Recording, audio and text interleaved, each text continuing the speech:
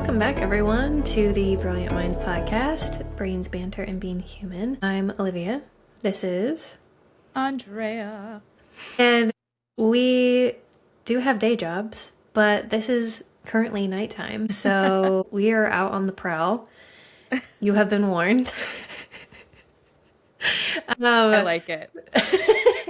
I'm really trying to change up that initial disclaimer because I'm getting tired of saying it. So I can't even imagine how people must feel hearing it, listening to it. We're going to talk a little bit today about marketing and really what that looks like and what that entails as a therapist. We talked a little bit about this in our last podcast. And we talked a little bit about it. So you might hear a little bit repeat stuff, but I think it's such a not critical. I think it's such an important skill and aspect in the career, but it is generally, I find, not part of people's skill sets when their therapist is marketing themselves. So I think it's kind of a curious thing to talk about. Oh yeah, for sure. I think we've mentioned this so much in and out of the podcast, but in grad school, business development, private practice support, marketing are not classes you take. And also, let's zoom back even further. Yeah. Just so you guys know, if you don't already know, people who are becoming therapists have been through some things. Mm-hmm. They are not getting through childhood scot-free or not having a bunch of lived experience. They've seen some things for themselves, not vicariously through clients. So usually therapists that are coming into the field, they've seen some things, they're working on their stuff. They're generally not going to be ones to promote themselves. Oh, for sure. For sure. I feel like those things go together, you know? Yeah. Yeah, I would agree with that. And I also want to put this caveat out there with this conversation. You and I are not marketing experts. We have... Oh, yeah. Right?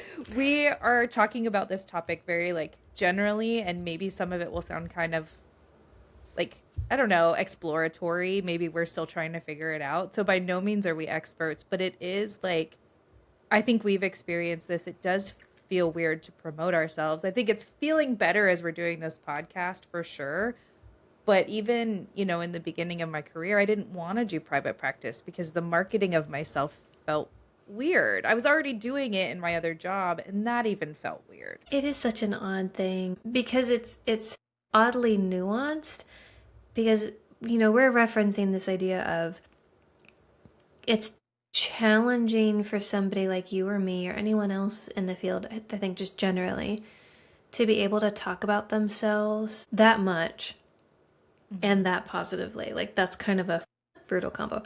And then on top of that, there's all these other nuances, and this is part of what we were talking about in the last episode, which is kind of what led us to talk about it for this episode, which is there's so many different, I guess, things to highlight of your experience, maybe the kinds of clients you want to work with, maybe the approaches that you use, maybe any self-identifiers that you want clients to know about you up front or right out of the gate.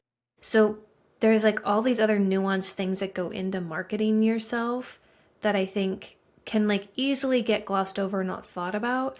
But I thought a long time, probably almost maybe I would argue too much about whether I would self-identify as having ADHD in how I marketed myself. Yeah. Because for me, that was a huge shift. I had never self-identified anything in my bio. I talked about people experience that I had generally about my work in mental health, but I never marketed myself, put information out there about myself out of the gate that self-identified anything. So for me, that was a really big step. But there's other therapists out there that almost feel maybe over self-identify, and that's kind of a lot to me. Yeah. But maybe that's just my bias. I don't know. It's just interesting. Well, and I think in addition to that, there's nuance, as there is with everything, right? I think saying that you're a queer person or a queer therapist, I think is so important. If there is a queer therapist and they put that in their bio, I do think that's important. But I will be honest, I struggle with that. Like, I do identify as a queer person. Like, I do have a queer identity. However, that isn't something I put out there. That isn't something that's in my bio. But I think for certain niches or certain populations, it is important. So it's a weird, like, same with the ADHD, right? Like, if that's the population maybe you want to work with that, or like specify in, maybe that is important. Maybe it's not, right? Like, there's so much nuance when it comes to that particular piece and like showing who you are in a marketing world. Right. Right. Or even like, we've talked about this on the podcast, and it applies to the idea of marketing too, which is there are trends in the field. And so sometimes something becomes more marketable about yourself, your approach, the kinds of clients you work with, whatever, just because it's trendy. Right. Which is also such a bizarre thing. Like, and we talked about that too, like why there's trends in the field, like that kind of feels bizarre. Yeah. But how it also plays out in marketing, like having a niche of working with neurodivergence, like that's more marketable. Yeah, definitely. And I think as we're learning and building our private practice, we are seeing the positives of niching down, and like the things that are like the outcome of niching down is you do get those clients, right? Is you are more marketable in that way. You maybe can charge a little bit more, or offer a service that maybe other people can't offer. And that's interesting. And what I'm also noticing is that it doesn't stick me in a corner either necessarily. Yeah, it makes me more marketable towards neurodivergence, but I'm also noticing like not all my clients are. We're still getting, you and I take insurance, and so there's different types of marketing I think that ends up happening. There's like the natural marketing of being paneled with an insurance provider. You just automatically a lot of the times get put on their directory. With those Right. with that level of marketing, you're going to get every client basically under the sun that's like, they sound good and they take my insurance. Right? And Right. then Yeah. there's more specific levels of marketing, like our website and developing search engine optimization skills within that. And that is where you really want to put neurodivergence, or if you work with the queer population, or if you work specifically with trauma, like that's where you want to put those words. And that's been a challenge to learn, is like, okay, we do got to figure out what this looks like for us. Yeah. It's interesting. I mean, I don't know the best way to ask this question, but do you think that somebody creating a niche or specialty in the field, or like a specific ability to market themselves, do you think that happens naturally through the course of somebody's career? I would say so. Yeah, I think so. I think I've seen it happen. I mean, it's definitely happened for myself. Yeah, I would say so too. It's like, I feel like it's natural for myself. I'm just thinking about, like I remember getting into the field and so many people, because I interviewed a lot of different places, one of the super popular questions was like, what's your specialty? Like, what's your niche? And I think when you're new in the field, you really struggle to know how to answer that question for a variety of reasons. Right. But I think like for me, I struggled to answer that question because it was like, well, there's so many different kinds of clients I haven't worked with. So I don't know if those types of clients are ones that I want to work with long term or not. Right. And so all I could go off of was like my experience up to that point in the field. And I didn't really think about my lived experience as like potential avenue to help me narrow down what kinds of clients I'd want to work with, which like pro tip, you should probably like do if you're newer to the field, or you're an intern, or whatever the case may be. Like if you're thinking about, well, what are you interested in your specialty, like think about your own lived experience and like see how that might relate to clients you'd want to work with. But I digress. I feel like so much pressure to have a specialty, like so much pressure. Yeah, and I think I've said this before on the podcast, like my school made me pick like a therapeutic orientation too. And so I think that added to that, which it was like, oh, I It was need like to hand in figure this hand. out. Yeah, but then on the other hand, and I actually saw like a reel about this the other day from a therapist creator, and she was talking about noticing the difference between therapists that kind of start out in bigger practices like community mental health or like group practices or clinics, versus people who like go right into maybe a private practice or a niche type group. And it was really interesting how she was like talking about the value of both and how it can be hard to navigate which direction to take, but how valuable the like community mental health space was, because you did get an opportunity for the most part to just be like, what are all these options? What can I explore? And if you get that chance and not burn out before you're done there. The real trick. Yeah. I mean, I know that's what helped me. I went into the field really wanting to do something really niche. I actually don't know if you know this about me, but I, out of grad school, really wanted to work with foster and adopted children. Like, that was what I wanted to do, like, very specifically. And there's a long story behind that. But I went in and started doing, like, family and child therapy at a clinic and realized that, like, it wasn't quite what I wanted to do. And then I started gravitating towards the neurodivergent kids and the neurodivergent teens and their parents. And that's kind of where it came from me. So it was like, I started niche and then I got big and then I got niche again. That's so funny. But it's been helpful. I mean, I feel like you probably already know this about me, but when I was like first in college, like college, bachelor's college, not like master's. Yeah. I knew I wanted to be a therapist, but I actually originally wanted to work with kids. I actually don't think I knew that. Yeah, and I'll never forget the supervisor. Her name was Sue. And she goes, "You realize you're going to be working with families, right?" And I immediately got the ick. I was like, don't want to do that. That's funny. I was like, but right when she said that, it clicked. It was like, oh yeah, I would only see the kid for like an hour a week. Yeah. And obviously a significant portion of their life is like outside of their control, their home environment, their parent. I mean, like, Yeah. so much of it. And then I also realized I just want to like save all of the children, and I would totally burn out. Yeah, there's a reason I stopped very quickly.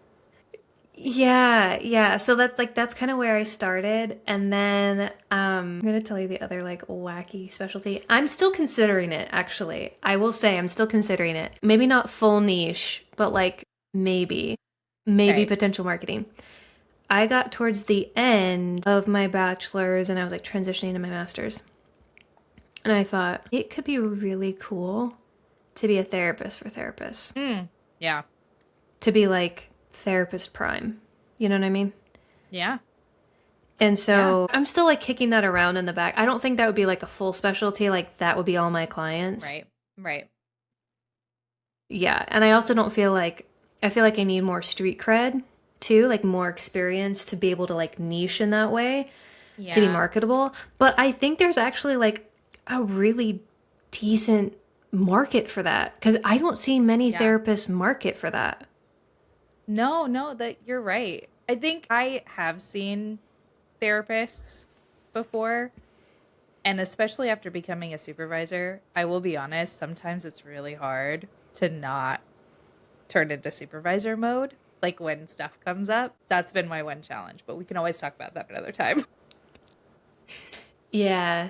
But you're right. Like I don't see that as a very specific niche at all. Like, but yeah, not but like it's so called needed out like that. Yeah. Yeah. Not like, hey, are you a therapist?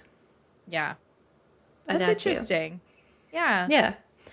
Yeah. Like I said, I think like down the line, I'm still kicking it around. I think it'd be fun to have like a couple clients. Definitely, like I said, definitely not a whole caseload, but like Right. that could be like a fun demographic, I feel like, to work with. Yeah. Yeah. That'd be interesting. Yeah, I feel like my specialty kind of like found me in a way. At least my current specialty with neurodivergence and drama is like I started super broad and diverse. I worked with a huge range of clients. It was really good, super helpful, loved it, learned so much. And then over time, I saw less and less clients as I was doing like supervising and all these other things. And then I remember just like sitting back. I mean, gosh, it was probably like a year and a half ago at this point, maybe 2 years ago. I remember just sitting back and being like, yo, like all of my clients, I can kind of fit into like these 2 to 3 categories. Yeah. I think this is telling me something about myself. Yeah. No, that's so true. And I think, to be honest with you, that's why I think specialties and like things that you can market about yourself, I think they can happen really naturally, Hmm. like through your experiences, and they kind of find you. Yeah. And to be honest, I think that was ultimately what made it easier for me to self-identify as having ADHD as a part of a marketing aspect, because Hmm. when I looked at my caseload, that was really reflective of Right. like who I was working with. Right. And so it was like, man, I really love who I'm working with. This is like so Hmm. cool. It's so meaningful and fulfilling to me. I'm learning so much from these people. Yeah. I think I should, you know? Hmm. And then sometimes I wonder, like you were saying, oh, I don't feel like when we market ourselves in this way, like I'm backed into a corner. Sometimes I feel like I am. I don't think I actually am. I think I'm just Yeah. like scared that I am Yeah. backed into a corner. Yeah. Does it Well, make I any mean, sense? I think even before like fully self-identifying and self-marketing as ADHD, like we were still getting clients that were ADHD or neurodivergent, right? So I think that there's something to be said about just our vibe, right? Like and Yeah, it's that's just kind like of what's what we're going to putting out find there. us. Yeah. Yeah. And if I think about marketing is something just like I have had to learn on my own a lot, especially with, I owned a photography business before owning our practice. And it was a challenge to figure out like wanting to niche down into that. And in in the photography world, it's like you either do weddings or you do other things. And I was like, well, I don't want to niche that. And I still don't niche that. But what I've decided to do is like, oh, I'm noticing that I actually really like neurodivergent photography and neurodivergent friendly or disability friendly photography. And so I've niched into that. And that doesn't even like back me into a corner because there are still people that come to me that are just like, can I get family photos? And I'm like, yeah, sure, why not? Like, even though that's not like what I do on a consistent basis, like I will do that because if I like you, I'll do it. And I think that's I kind of wonder who you're similar. referencing. Lovely Olivia over here. Probably. But it's the same thing with like my clients, in therapy, we offer consultations for a reason. And I think that's a marketable thing too, is that people don't feel like they're stuck with someone Mm. where they can, consultations I think are a marketing tool. I think it is part of how we market ourselves is saying like, chat with us, see if we're a good fit. If we're not, move on. Just super, like this question just came into my brain. Yeah. What would you think of the idea if somebody, so okay, let me provide a little bit of like background context to people. Usually when you're doing a free consultation with a therapist, they market it as like a 15-minute phone consultation. That's typically what it's marketed as. Yeah. What would you think of somebody offering a consultation that was 30 minutes? Like specifically, that was a consultation that was longer? Because I know I don't think I've seen somebody market that before. Honestly, my gut goes to, does that person have good boundaries with their work? Yeah, I don't know. Because like It's an interesting idea though. it is. I think the only reason I feel that way is because like I did a 15-minute consult the other day and it ended up being 25 minutes. Like, but I think I'm okay with that because I feel anything over 30 minutes is billable, technically. Right. I guess more what I'm saying is I agree. I often have Mhm. consultations that do that.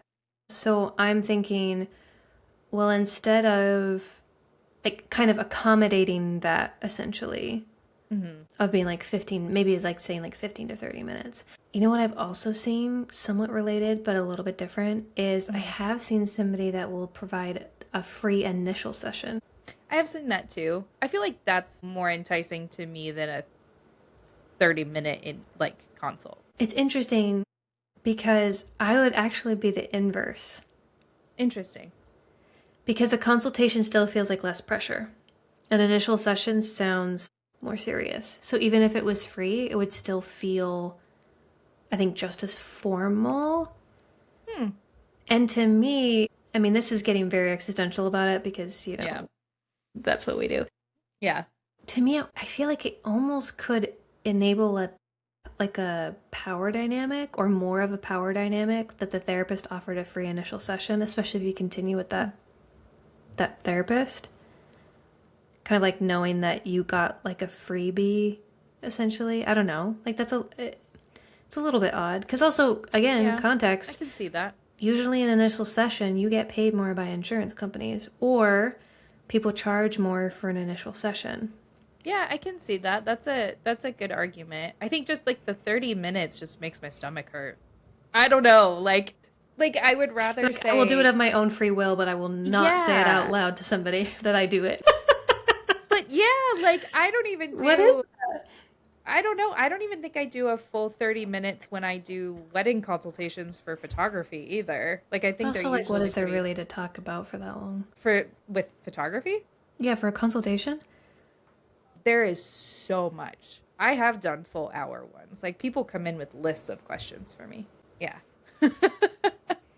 It's it can be pretty actually I think it's a lot more work to do those than it is to do therapy consults. Interesting. Yeah, because I have to talk about my pricing, I have to talk about payment plans, I have to talk about backup plans for what happens if I'm sick, like all this stuff. Which is like what an initial session would be. Yeah. Like the equivalent, essentially. Yeah. Like the therapy equivalent. Interesting. Mm-hmm. Mm-hmm. Interesting. Yeah. Yeah. Interesting. It's everybody gets to do it their own way, right? And I'm curious if anybody's ever actually looked at, I don't know, there's therapists aren't like full of numbers, so I think it's hard to say like what works the best. What marketing strategy works for you? Yeah.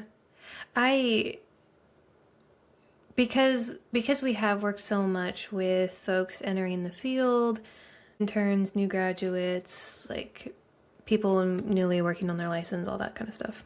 Mm-hmm. What kind of like advice would you give somebody and starting to think about marketing themselves? Yeah. The first thing that comes to my mind is be active. So, in the sense of like networking, being active on forums, on groups, being active on getting feedback from people, like really exploring where you want to put your marketing and where you want to invest in yourself. So, like, really being active in that because putting your website out there and sitting back and letting it happen doesn't work. And I think, and I've seen this too with some of the associates that I've worked with, is the ones that are a little bit more active, who are putting themselves into vulnerable positions versus the ones that are just like, all right, I made a website. Now I'm just going to sit back and let it happen. Like the active ones are getting that traction. And so like that is just my experience, but I think that's the first thing that comes to my mind is just be active. My biggest piece of, I don't know, feedback, like a suggestion is, because I know this is helpful for me at least, so it's biased in that way, is go look at how other people are marketing themselves. One, it will make you probably feel better about yourself. And then two, it will probably give you some like ideas for maybe how to say things or what you like about how they worded something or Yeah. how they made something look or whatever the case may be. Because I think the more exposure you get to like what's out there, you can better identify for yourself what you're drawn to, what you like about it and why.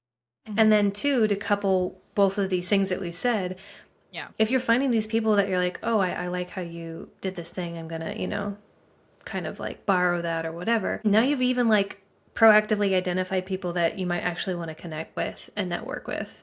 Right. So, yeah. I think to continue to layer onto that too, what do you value out of your business? Like, what are your primary values? What do you want to appear as even? And I think I say that because I think a lot about, I do a lot of photography of therapists too. So I know I'm kind of talking from both perspectives here too. I talk to a lot of therapists who I do their photos for, and a lot of the times they feel this really intense pressure to be on social media. And as in like more like content creation, social media? Blah. Yes. No. Yeah. I think there are a lot of therapists, especially newer therapists in the field who and even actually older therapists who feel like they need to be like, that's how they market. And I think I bring in the values piece because, like, if that's not something that feels authentic to you, then you don't have to do that. Social media is not the only means of marketing as a therapist. I think that it can be really powerful, but that's a whole other conversation. And I think we actually have that on our list to talk about in the future. But content creation is its own beast and takes a lot of fucking effort. Yeah, it does. It's a lot. And so I always tell my clinicians that I work with, like, you by no means have to have an Instagram page. You by no means have to have a Facebook page. If anything, that creates a little bit more like room for your clients to find you. And like, if that's okay with you, then that's fine. But like, really evaluate what you want, how you want to be visible, and what do you value in that marketing phase. Like, do you want to be a creator? Okay, go be a creator. But if you don't, if you're feeling pressure from that, you don't have to be. That is not necessarily the only marketing strategy that exists. And from what I've seen, using social media as a marketing strategy for getting clients or just like your business, not a great one. Yeah. I mean, especially for getting clients, but like generally as a business, like that's not really what social media is used for. Like when you think about consuming your own social media, that's you're not going on Instagram and then like, ooh, how can I find a therapist? That's just like not happening. No. That's just not happening. Yeah, I mean, we use our social media as an educational platform and a way to connect. And I think for the most part, most of our followers are other therapists or like therapy adjacent things. Yeah. With the exception of like a smoothie place. I don't know.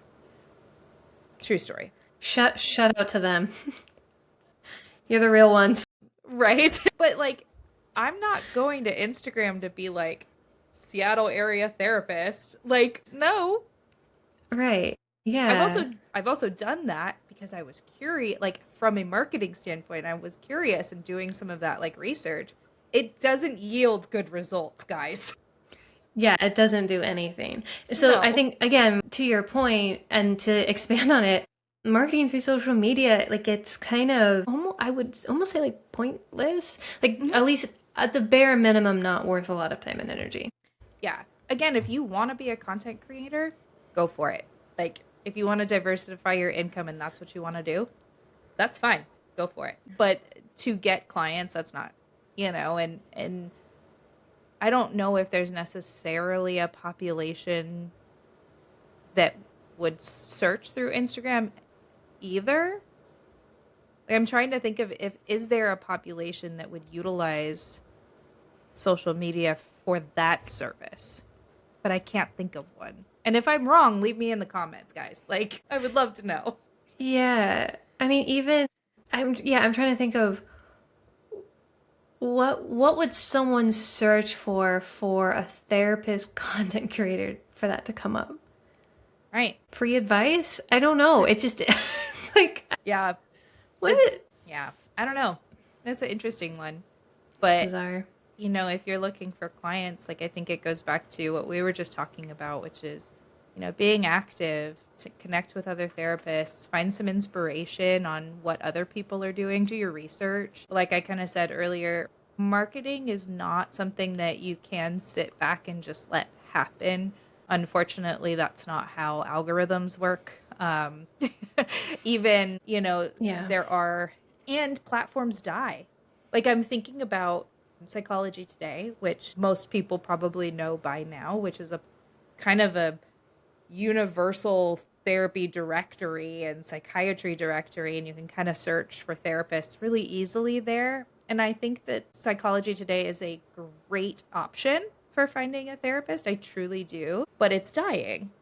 I'm just gonna be honest. It's dying. Yeah. And to add on to that, I kind of hope it does. Yeah. Like it's not a great system. It was.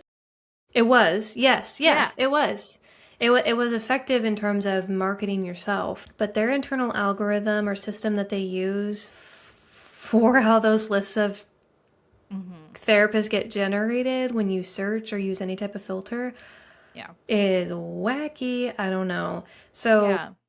it's definitely, or at least I'm hoping it's on its way out, Hmm. but we'll have to see kind of what takes its place. Yeah, because as of right now, there really isn't Isn't anything that's taking its place. There was an attempt, which was Therapy Den, but I haven't seen much of Therapy Den come up. There are tons of directories that therapists do sign up for. There is like a neurodiverse universe directory out there, but they have very limited spots available for therapists, so it's very limited. that's interesting. And there's art therapist directories through the art therapy certification thing, but like clients don't necessarily utilize those. They're like going and Googling Right. or going through their insurance. Yeah. Yeah. Absolutely. And It's an interesting time too because there are places that spend a lot on marketing. Like spend a lot on marketing, but they're like known in the field for just being like awful. yeah, You like know, like oh my gosh. there's a particular group that is now spreading into multiple states. No, I'm thinking about the like Better Help and like Mm-hmm. Yeah. is it Headway? Headway? Headway, there's Headway, BetterHelp, Rula. There's another one too, where it's like if you just Google therapist, like it's all advertisement for those. Yeah. But I've even gotten ads for them on my social media, which again, I think is just like so funny because you're just ripping on how marketing on social media I don't think really works. Yeah. For those platforms, I feel like it makes sense because it's like for them to market that way. Because if you're just scrolling, it's like, hey, you've been scrolling, go to therapy instead. But it's like a general thing. But I don't think, but Yeah, I individual guess. therapists, also individual therapists have to make a shit ton of money in order to make that advertisement happen. Because Yeah. Instagram ads, Facebook ads, Google ads are expensive. Yeah. Yeah, they are. Yeah, they are. Which is why it's such a wild time in the field because there are these bigger companies that have an exorbitant budget for marketing. Mm-hmm. And because they are so actively marketing, they are getting a lot of clients. Yeah. But there's a lot of problems in that because at least the problems that I've seen with some of these places that we've named is like the therapist never stays, the therapist is like super underpaid, the clients don't stay, like there's not a good filtering or like assessment system. There's like all these technical issues, there's not back end support, there's so many structural issues on the client facing side and the like therapist, Right. the like clinician side Yeah. that it's really crappy, but the problem is like the company is still making enough money to keep doing that. You know what I mean? And then Yeah. there's these like smaller places or these individual solo providers out there that are really great. Some of them are weird, but there's a lot of great ones out there, but they don't have the money to spend on that or like don't even maybe even if they had the money they wouldn't want to do that. Yeah. Yeah, and it just like I think this is maybe a whole separate topic. I don't know, but it's sad because also the clients don't know that. Like Yeah. the general Yeah. population doesn't know the reason why clinicians use or don't use certain platforms, certain clinics, certain Right. groups, and don't often realize that like there are private practice therapists that take insurance. There's private practice therapists that have sliding fee scale and different accessibility options. There's very small group practices. Like so it breaks my heart a little bit, and I'm hoping that maybe part of this episode can be like, hey clients, like you don't have to use BetterHelp, you don't have to use giant group practices that have billboards all around the country. You don't need to use those aren't your only options. Like you can search through your insurance provider for smaller practices. You can Google, go to the second or third page of Google, which nobody ever says, right? But I think in our field, like with searching for a therapist, maybe that's more useful. Yeah. Yeah, and then like as the therapist, on your website, make sure that the things that you're interested in, like we've talked about, are on your website like many times so that if a client's searching for like fix my trauma therapist, like you're, near Yeah. me, like it's going to probably pop up or at least be like in the general vicinity, right? Yeah. Um, yeah, I agree. It's a weird time too, because some of those bigger places, they spend a lot on marketing, but they also like, there's a place or two, um, the group that will not be named, that they've gotten an exclusive contract with an insurance company for referrals, Yeah.